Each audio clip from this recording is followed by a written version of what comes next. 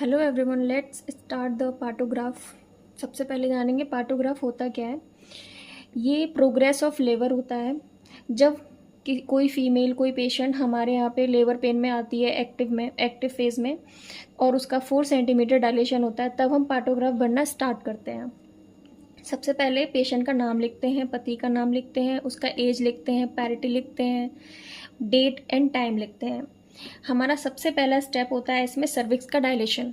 Start करते हैं हम लोग। अगर सर्विक्स का डायलेशन पेशेंट का हम जब पीवी करते हैं और 4 सेंटीमीटर है या 5 सेंटीमीटर है या 6 सेंटीमीटर है, अब तो हम इस अलर्ट लाइन पे ही क्रॉस मार्क करते हैं।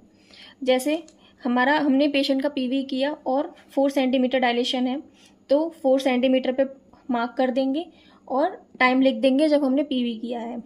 नेक्स्ट, पेशेंट का बीपी और पल्स देखते हैं। उसके बाद से हमें, अगर हमने जहाँ पे ये मार्क किया है उसी लाइन में हमें लिखना है, ठीक है। उसके बाद से पेशेंट का कॉन्ट्रैक्शन पर 10 मिनट, अगर पेशेंट का कॉन्ट्रैक्शन 10 से 20 पर सेकेंड आता है, मतलब पेशेंट का इसके ड्यूरेशन के बीच में आता है, तो हम पॉइंट लाइन से शो करते हैं। नेक्स्ट 20 से 40 सेकेंड्स के ड्यूरेशन में आता है तो हम तिरछे लाइन से शो करते हैं, और 40 to 60 ड्यूरेशन के बीच में आता है तो हम इसको पूरे को फिल कर देते हैं। नेक्स्ट, अगर पेशेंट का जो एमनियोटिक फ्लूइड है और वो रप्चर नहीं हुआ है तो हम आई से शो करते हैं, क्योंकि वो रप्चर नहीं हुआ है, वो इंटैक्ट है। और अगर रप्चर हो गया है और उसका जो म्यूकोनियम का फ्लूइड का कलर है और वो क्लियर है, मतलब उसमें कोई ब्लड नहीं है, कोई म्यूकोनियम नहीं है, तो हम सी से शो करते हैं। और अगर म्यूकोनियम है एमनियोटिक फ्लूइड में तो एम से शो करते हैं, ब्लड है तो बी से शो करते हैं। बेबी का जो हार्ट बीट होता है FHS, वो होता है 120 to 160 बीट पर मिनट।